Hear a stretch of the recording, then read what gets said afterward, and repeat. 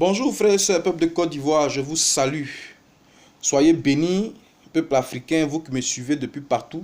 Je suis content de me retrouver devant vous pour continuer ce qu'on a commencé. Aujourd'hui, je vais vous parler de quelque chose de très puissant, mes frères, mes sœurs. Et j'aimerais qu'aujourd'hui, vous vous disposiez à me comprendre. Parce que généralement, c'est vrai, vous n'arrivez pas à me comprendre. C'est après que vous me comprenez parce que vous visionnez plusieurs fois mes vidéos. Vous m'appelez pour me le dire. Mais j'aimerais que vous soyez humbles de cœur. J'aimerais que vous soyez comme des enfants pour me comprendre. C'est une réalité. Mes frères, mes sœurs, ce que je vais vous dire, ce sera quelque chose de fort aujourd'hui. Donc j'aimerais que vous vous disposiez à comprendre. Et si vous comprenez, vous allez voir que quelque chose va se passer dans votre vie. Parce que de façon naturelle, on n'arrive pas à percevoir les choses qui nous entourent et nous souffrons. Voilà pourquoi on dit mon peuple périt par faute de connaissance. Vous comprenez? Aujourd'hui, je vais vous parler d'identité, de ce que nous sommes. Vous comprenez? Et je vais prendre le cas de Gbagbo Laurent. Vous allez me dire, mais pourquoi tout le temps tu parles de ce monsieur? Aujourd'hui, là, toujours vous allez comprendre pourquoi je parle de ce monsieur. Ce n'est pas fortuit, mes frères, mes soeurs. Je ne suis pas venu sur cette chaîne pour faire de la polémique, même pour chercher des vues, même pour chercher quoi que ce soit. Je suis venu vous apporter des solutions aux problèmes que l'Afrique traverse, afin que nous puissions avancer dans ce qui a été établi pour nous. C'est une réalité. Gbagbo Laurent. Qui est Gbagbo Laurent? Ce grand nom-là, qu'est-ce que ça veut dire? Mes frères, mes sœurs, je vous ai dit dans mes vidéos que le nom a un impact sur l'homme qui porte ce nom-là, l'homme qui le porte. Le nom a une connotation, a une bénédiction.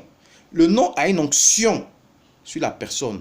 Vous comprenez? Les noms que nous avons de par nos papas, là, ce n'est pas fortuit. Il y a une bénédiction dedans. Vous comprenez? Il y a une bénédiction ou une malédiction. Ça dépend de celui qui nous a donné le nom, de ce que nous sommes exactement. Parce que c'est ce que je dis. Si on a un portable, c'est pour que le portable puisse lancer des appels. Donc quand Dieu te crée, il va te donner ta fonction au travers de ton nom. C'est comme ça, nous les Africains. Voilà pourquoi il est très important de garder, de comprendre la signification de nos noms. Et c'est comme ça que nous allons comprendre le nom de Gbagbo. Gbagbo, c'est un bété. Et chez nous, les bétés, le Gbagbo, qu'est-ce que ça veut dire? Ça veut dire Gbagbo, Gbagbo. Ba, c'est quoi? Ba, c'est la charge. Et abo, c'est quoi? C'est le bo, c'est le problème, c'est la difficulté. Donc, on peut dire littéralement le problème de la charge. Vous comprenez? Ça veut dire quoi? C'est quelqu'un qui doit porter la charge. C'est quelqu'un qui doit porter la souffrance. Parce que la charge, c'est la souffrance. De toute une multitude. C'est son onction. Gbagbo, tu as été établi pour porter la charge de la multitude. Afin de venir la déverser au pied de celui qui récupère toutes les charges. Qui n'est rien d'autre que Jésus. Vous comprenez un peu? C'est une réalité. Gbagbo, depuis longtemps, quand il est né, Dieu lui a dit, tu vas porter la charge de tout un continent. Voilà pourquoi Gbagbo est aimé en dehors de la Côte d'Ivoire. Gbagbo n'a pas une dimension locale, elle n'a pas une dimension nationale. Si Gbagbo veut rentrer dans cette dimension en dehors de ce que Dieu lui a donné comme onction, il va souffrir, il va se faire du mal. Vous comprenez? Gbagbo a besoin d'établir la délivrance du peuple noir. Ce peuple noir qui souffre depuis longtemps de par l'esclavage jusqu'à aujourd'hui de ce que les Blancs veulent nous manger physiquement là. Gbagbo, aujourd'hui là, tous les Noirs espèrent en Gbagbo. Et Gbagbo porte la charge de ce noir-là. Voilà pourquoi Dieu a symbolisé aussi sa prison comme aussi la prison que nous les noirs, nous endurons, mon frère, ma soeur. Parce que regardez, ce que nous vivons ici, là, c'est un programme, c'est une prison. Vous comprenez? On n'est pas à l'aise. Les gens qui pensent qu'ils sont contents, ils ont leur voiture, ils ont leur vie, ils pensent qu'ils sont heureux. Mais non, mon frère, tu ne dois pas vivre comme ça. Tu es esclave de beaucoup de choses, mais tu ne sais pas. Le blanc, lui, il sait. Il nous a enfermés, vous comprenez? Et on se tue à petit feu. Il va arriver où la mort sera massive. Et ça a commencé, mes frères. Nous devons sortir de cette souffrance parce qu'il y a des maladies qu'on comprend pas. Il y a des situations qu'on ne comprend pas. Il y a des divorces qu'on ne comprend pas. Il y a des problème qu'on n'arrive pas à comprendre. Mes frères, on va dire c'est démon, mais c'est des démons, c'est vrai, mais ce sont des démons qui ont été envoyés. Est-ce que vous comprenez un peu? Et c'est ce qui fait que nous souffrons. Et Gbagbo porte toute cette prison-là en sur ses épaules, qui doit les déverser devant le maître qui reçoit les souffrances, les charges des gens. Voilà Gbagbo. Est-ce que vous comprenez un peu? Deuxième identité de Gbagbo. Gbagbo, aussi ça vient du Gbogbo. Le Gbogbo, c'est un poisson. Le poisson vit naturellement dans l'eau, vous comprenez? Et il ne peut pas vivre en dehors de l'eau, ce n'est pas possible. Or, l'eau, c'est quoi? L'eau, c'est le Saint-Esprit. L'eau aussi, c'est la dimension du Saint-Esprit. On appelle l'eau aussi le Saint-Esprit. Vous comprenez un peu? Donc, Babo, c'est quelqu'un qui vit dans le Saint-Esprit, qui doit vivre dans le Saint-Esprit. Babo ne peut pas fonctionner en dehors du Saint-Esprit. Babo ne peut pas atteindre sa dimension en dehors du Saint-Esprit. C'est pas possible. Tout ce qu'il va faire, tous les armes qu'il va utiliser, politique, négociation, jugement physique, tout ça là, Babo ne va jamais réussir. Il va se créer des problèmes en problème. Babo, pour obtenir cette mission, pour aboutir à son objectif, il va falloir que Babo soit spirituel. Naturellement, quand tu vas rencontrer Jésus, il faut que tu sois spirituel. Il ne faudrait pas que tu sois souillé. Il ne faudrait pas que tu sois sale parce que tu vas rentrer en contact avec ton Dieu pour déverser toute la souffrance de ton continent, de tes semblables. C'est une réalité. Donc, Babo ne peut pas vivre autrement si ce n'est que la spiritualité. Voilà pourquoi le diable l'a envoyé dans une orientation physique. Est-ce que vous comprenez un peu? Voilà pourquoi je dis, voilà l'identité de Babo. Voilà l'identité de Babo, mes frères, mes soeurs. Laissez-moi encore aller troisième niveau. Vous voyez, la Bible, quand on lit là, il y a une science qui est appliquée pour qu'on puisse comprendre beaucoup de choses dans la Bible. On appelle ça le codage. Et Dieu merci, je maîtrise cette science. Est-ce que vous comprenez? Il y a une camarade en Europe qui m'a appelé pour me dire, voilà ce que je reçois sur le nom de Babo. J'ai dit, effectivement, c'est vrai. Laisse-moi vérifier au niveau de la parole de Dieu. Et quand j'ai lu l'Apocalypse, j'ai retrouvé ces noms. Est-ce que vous comprenez? Vous voyez, généralement, quand je parle de Babo, j'assimile Babo à certaines personnes. Je parle de Babo comme un groupe de personnes. Comme si Babo était une génération. Est-ce que vous comprenez? Et c'est le nom qui va sortir. Parce que dans l'Apocalypse, il y a le nom qui est attribué à Babo, vous comprenez, qui sort. Il faut avoir des yeux pour comprendre. Babo, c'est quoi? Le G, c'est la génération. Le B, c'est le béni. Le A, c'est Afrique. Le G encore, c'est comment on appelle ça? Un grand, c'est grand. Et B, c'est balayage. Et O, c'est l'Occident. Donc, ça veut dire quoi? Babo, c'est la génération bénie d'Afrique pour le grand balayage de l'Occident. Est-ce que vous comprenez? C'est biblique. Donc, Babo lui-même, c'est une génération. Babo porte la charge d'une génération. Babo est l'icône d'une génération. Est-ce que vous comprenez un peu? Peut-être lui-même, il ignore ce qu'il est. Voilà pourquoi il souffre. Mon Dieu dit, vous périssez par faute de connaissance. Vous ne savez pas qui vous êtes. Et c'est comme ça que le blanc vient nous acculturer, nous détourner, nous enlever dans notre position pour que nous puissions souffrir. C'est une réalité. Est-ce que vous comprenez un peu? Donc, mes frères, mes soeurs, voilà notre identité. Voilà notre identité et j'aimerais que vous compreniez cette dimension aujourd'hui afin que nous puissions rentrer dans la bénédiction. Mes frères, mes soeurs. Excusez-moi, j'ai dû faire une petite pause. Donc, je reviens pour dire que voilà la dimension de Babo. Une génération. C'est une génération bénie d'Afrique pour le grand balayage de l'Occident. C'est dans la parole de Dieu. C'est dans la parole de Dieu. C'est une réalité. Et nous, vous voyez que j'ai demandé à ce que les gens me soutiennent pour qu'on puisse intercéder. Mes frères, vous ne pouvez pas imaginer les témoignages que nous avons. Parce qu'effectivement, les gens ont répondu massivement. Et on a communiqué le sujet de prière. Et on prie en réseau. Et il y a des témoignages, il y a des retours. Mes frères, mes soeurs. Un exemple d'un retour, d'un témoignage. Vous voyez, Dieu a révélé à une amie, à une sœur, que, vous voyez, tout est disposé. Et Dieu attend que Babo. Parce que Dieu va montrer à l'Occident, en Europe, aux Européens, qui est Dieu, parce qu'ils ne croient pas en Dieu. Dieu dit, c'est à travers Babo là, qu'il va faire trembler l'Occident. Donc, ce n'est pas des choses physiques. Ce n'est pas des choses physiques, ce n'est pas des choses de politique, ce n'est pas des choses de négociation, un tel. C'est parce que le blanc sait qui est Babo. Babo, même peut-être qu'il ne sait pas qui il est. Le blanc sait qui est Babo. Donc, il ne veut pas que Babo rentre dans la dimension spirituelle. Il veut qu'il soit politique. Là, politiquement, ils peuvent le gérer. Si Babo vient ici comme un politique, le jour qu'on veut l'éteindre là, on prend notre politique, un autre parti politique, on le monte contre lui. Les mêmes péripéties vont commencer, les mêmes situations vont continuer. Vous comprenez? Donc, il faut que Babo soit spirituel. Babo est une dimension spirituelle. C'est un grand nom. Et l'Afrique attend Babo. Il n'a pas le droit de changer d'orientation. À moins qu'il ne comprenne pas l'appel que Dieu lui adresse et qu'il souffre. Mes frères, mes soeurs, quand je dis que Babo n'a qu'à se retirer de la politique, ce n'est pas parce que je dis à Babo de renoncer à son combat, non. Mais il faut qu'il rentre dans la spiritualité. Il faut qu'il soit maintenant un homme, comme on dit, un prophète. Quelqu'un qui va rentrer, qui va parler avec Dieu, rempli d'amour. Est-ce que vous comprenez? C'est comme ça que Dieu va lui donner l'onction. Je vais aller encore dans la parole de Dieu, mes frères, mes soeurs. Vous voyez, quand vous lisez encore le livre de Zacharie, Zacharie parle de les événements qui vont se passer avant l'établissement de la Nouvelle Jérusalem. Vous comprenez? Je vous ai dit, le code de la Nouvelle Jérusalem, c'est la Côte d'Ivoire. C'est de la Côte d'Ivoire va partir cette nouvelle dimension qui va impacter le continent des Noirs. Vous comprenez? Donc, tout ce qui se passe dans notre nation, c'est un prélude de cette nouvelle alliance, de ce nouvel établissement, le nouveau monde, la nouvelle terre. Est-ce que vous comprenez? Béni de Dieu, Canaan. C'est une réalité. Donc, dans cette dimension-là, Gbagbo, comme je vous l'ai dit, il est parti devant Jésus. Il doit aller devant Jésus pour que Jésus lui donne l'orientation, la dimension pour qu'il puisse conduire le grand peuple dans la gloire. Est-ce que vous comprenez un peu? Donc, celui qui conduit, qui fait rentrer le peuple à Canaan, là, c'est Josué. Donc, quand vous lisez Zacharie, vous allez voir Josué. Quand on dit Josué, là, c'est lui qui fait rentrer son peuple à Canaan. Vous comprenez? Donc, c'est Gbagbo. Mais qu'est-ce qu'on dit de Josué? On dit que Josué se déshabille de ses habits sales. Et puis, il revêt les habits propres. C'est pas vrai? Mais qu'est-ce que ça veut dire?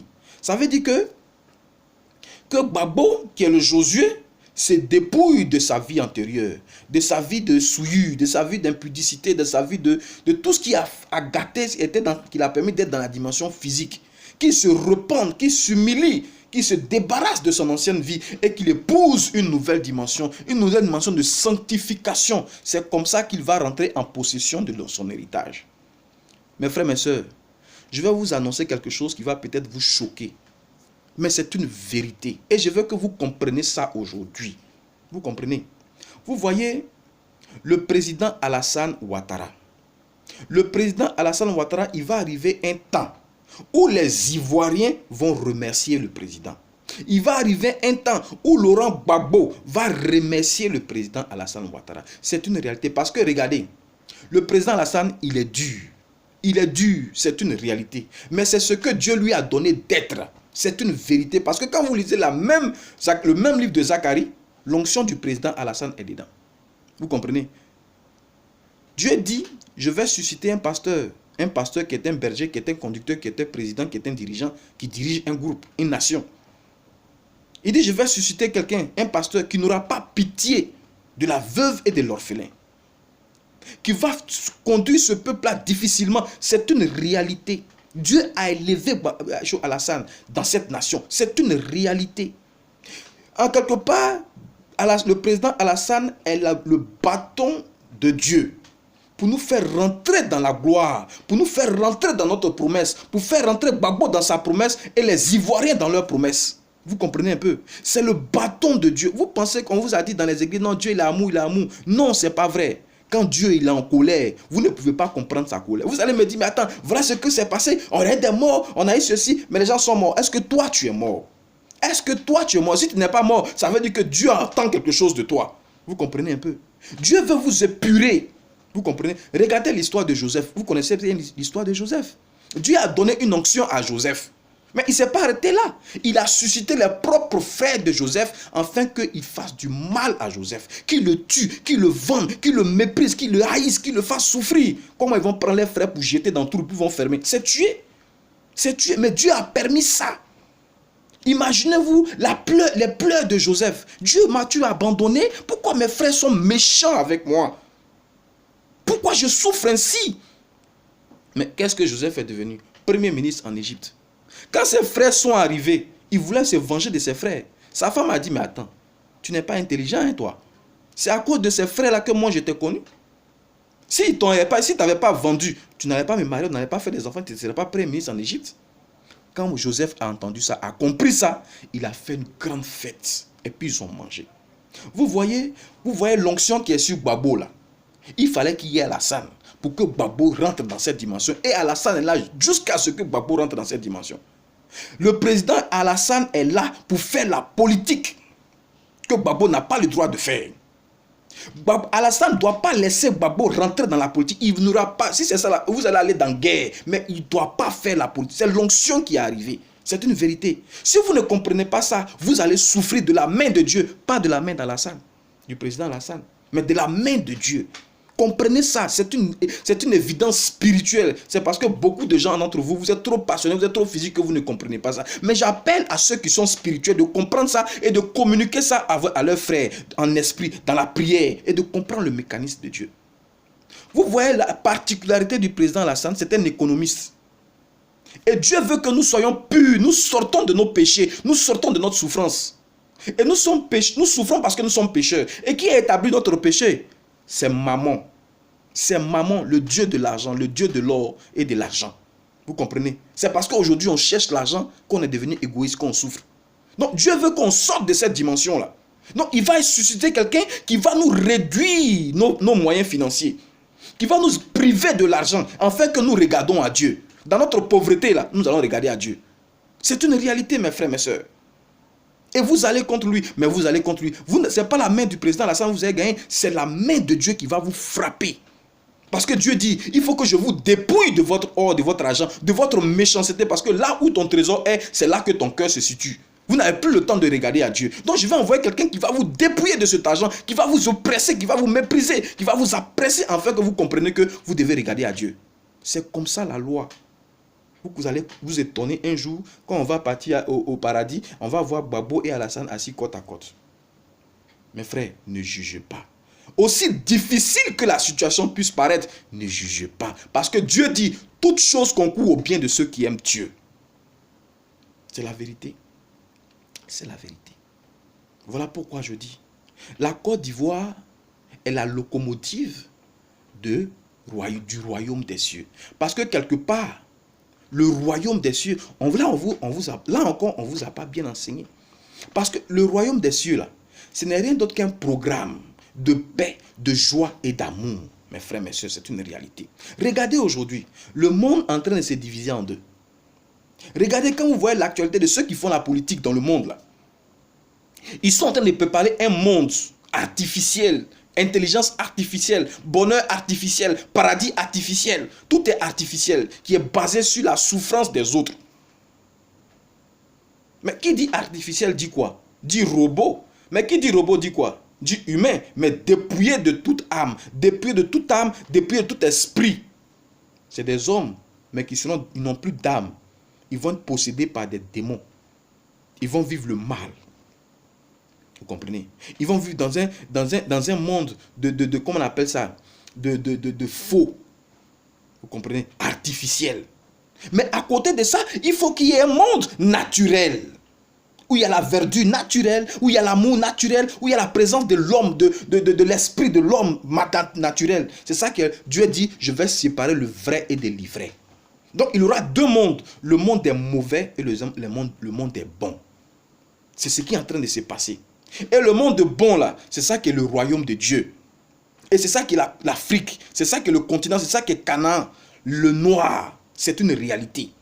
Donc quand on dit chercher premièrement le royaume des cieux, enfin avant que vos problèmes soient réglés, avant que vous ayez tout par-dessus, il s'agit simplement d'épouser cette vision de ce monde de paix, de joie, d'amour, de tranquillité.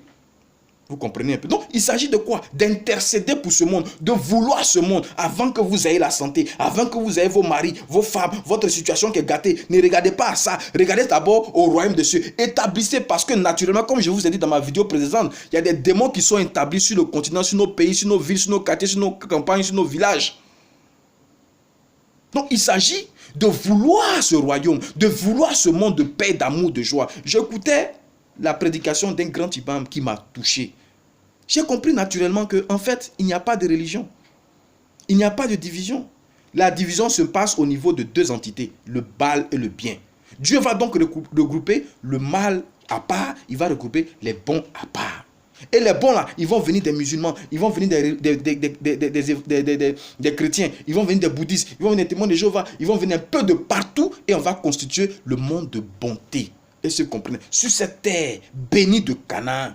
Parce que notre terre, naturellement, on parle de la nourriture bio, naturelle. Est-ce que vous comprenez? Là-bas, là, c'est OGM, AGM, on fabrique chimique, on fabrique, comment on appelle ça, artificiel. Donc, la terre de l'Afrique, c'est la terre qui fabrique le naturel. C'est ici où coule le lait et le miel, c'est une réalité.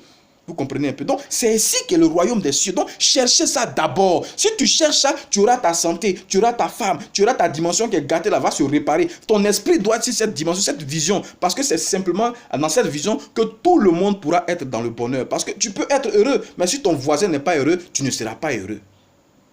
Mes frères, mes sœurs, voilà une vérité auquel je vous appelle. Tout peut prendre fin maintenant si on se lève et si on essaie d'établir notre monde. Vous comprenez? Nous devons nous lever. Nous ne devons plus dormir. Nous devons contribuer à la réconciliation des Noirs, à la mise de ce qu'on puisse mettre les Africains ensemble. Qu'il n'y ait plus des gens du Nord, des gens du Sud, des gens de l'Ouest, des gens de l'Est. Qu'il n'y ait plus de chrétiens, des musulmans. Non. Mes frères, nous sommes de la même maison.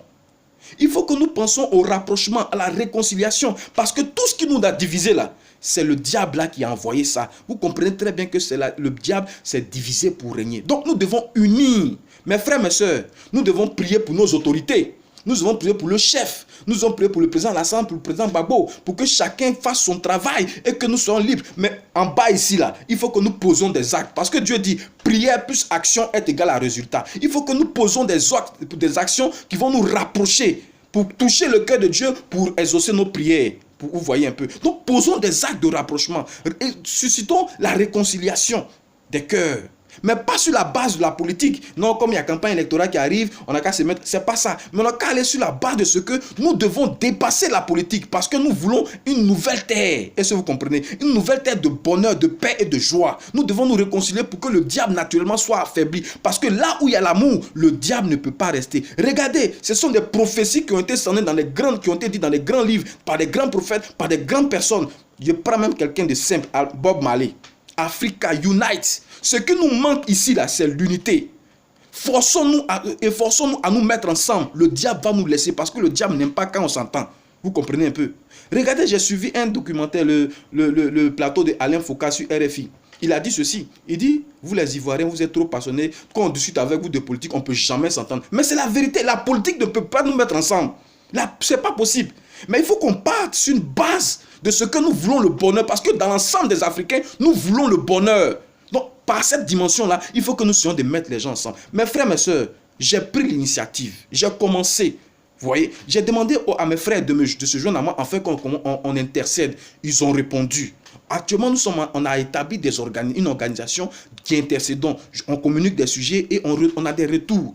Maintenant, là, il faut qu'on pose des actions. Donc, j'ai pris l'initiative, mes frères, mes sœurs, d'établir dans cette Côte d'Ivoire, dans cette nation, la caravane de l'unité. C'est une réalité, mes frères. Je vais partir dans les hameaux, je vais partir dans les villes, je vais rencontrer des gens pour les sensibiliser à ce que nous devons nous mettre ensemble. Nous sommes des frères de la même maison, du même Dieu, du même corps, que nous devons nous mettre ensemble. Vous comprenez un peu? Je veux partir sillonner la Côte d'Ivoire. Et donc, je vous appelle, mes frères, mes sœurs. Vous qui avez des moyens, vous qui avez des idées, écrivez-moi. Je vais vous laisser mon adresse électronique dans la partie de description. Vous comprenez? Appelez-moi. Écrivez-moi et apportez-moi votre aide, votre soutien. J'en ai besoin. Dans la vie, dans la main, là, il y a 5 doigts. Les doigts là n'ont pas la même dimension. Il y a lui là qui fait 100, tant, l'autre fait tant, l'autre fait tant, l'autre fait tant. Et j'ai besoin maintenant de votre aide. On a appelé, les gens sont venus pour intercéder. Nous voulons maintenant les moyens pour avancer. Mon frère, si tu as des moyens, que tu veux nous aider, appelle-moi, écris-moi et apporte ton aide. Parce qu'il est temps de poser des actions pour qu'on avance. Il est temps qu'on rapproche les gens. Et j'invite tout le monde à mener ces genres d'actions. Pas parce que les élections arrivent, mais parce que nous devons le faire pour le continent africain. C'est une réalité. Mes frères, j'attends votre soutien. Je vous dis merci d'avance parce que je sais que vous allez répondre. Soyez bénis. Cherchez premièrement le royaume des cieux. Et vous verrez que beaucoup de choses vont se passer dans votre vie. Mes frères, mes sœurs, je vous aime. Et je veux que nous vivions dans un continent de paix, de beauté, de joie. Vous comprenez? Apportez-moi vos aides. Je vous laisse mon adresse email au bas de cette vidéo, dans la partie description. Généralement, on m'appelle pour me dire non, c'est pas, on n'a pas vu. Vous voyez, c'est pas si c'est à gauche, à droite. Il y a un petit bouton triangulaire. Cliquez sur ce bouton-là et vous allez voir la partie description va s'afficher. Elle est cachée en fait. Il faut que vous cliquez dans ce bouton-là pour que vous puissiez voir la partie description. Et là, il y a l'adresse électronique.